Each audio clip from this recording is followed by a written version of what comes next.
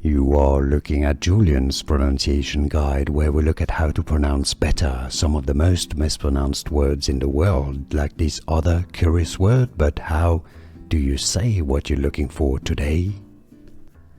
Let's learn once and for all how to pronounce this word and name.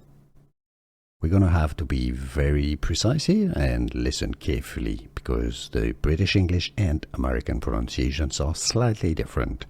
So, in British English, the way this is pronounced in the UK is as Hawthorn. Hawthorn. Hawthorn. American English pronunciation, however, the way it's pronounced in the US, United States, Hawthorn. Hawthorn.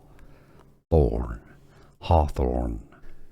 Here are more videos on how to pronounce more confusing words and names too many mispronounced. Like this video if you found it useful. I appreciate your support. I'll see you soon and thanks for watching.